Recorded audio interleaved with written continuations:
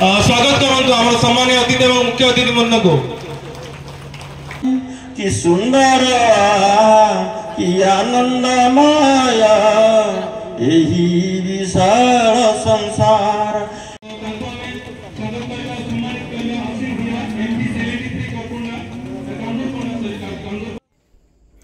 2 दिवसीय प्राणीमेला उद्घाटित। प्राणीमंगल और मत्स्य विभाग मिलित अनुकूल आरंभ है प्राणी और मत्स्य मेला।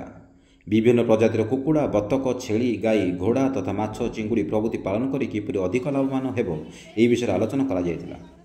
समस्त प्रजातिर जीवंत प्राणी किपरि पालन करिबा पछरे बुझिबा सह बैंक सह संपर्क, ऋण छाड़, व्यक्तिगत तथा सामूहिक ऋण विषय प्रदर्शनी सह साधारण लोक किपरि यार फायदा उठाई पारिबे ताहा बुझुथिबा देखिବାକୁ मिलितिला। प्राणी विशेषज्ञ मैंने किपरि 31तम गो प्रजाति मोटू 2010 प्रथम सरकार लोकलोचन को आसाला ता आलोचनार केन्द्रबिंदु थिला। वर्तमान मालकानगिरी घोड़ा, छेली और घुषुरी उपर विशेष गवेषणा आरंभ होइतिबार प्रोफेसर दास तांको भाषण में कहिथिले। ओम्फेडर विभिन्न उत्पादन हलदी, माछ भजा, मांडिया प्रस्तुत जिनिस किणवा सह तैयारीर प्रणाली बुझिथिबार देखिବାକୁ मिलिथिला।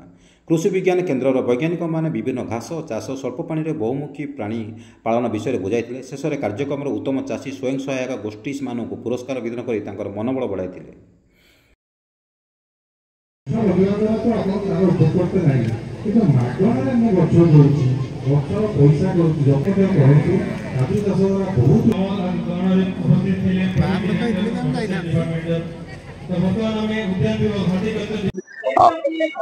आमर नॉर्मल कुकुड़ा फार्म छाड़ी यही फार्म करके भी से अधिक लाभवान पाई परिवे से विषय आमर ये किसी आमर इनफॉरमेशन दिया जाउची सहित बुकलेट भी दिया जाउची।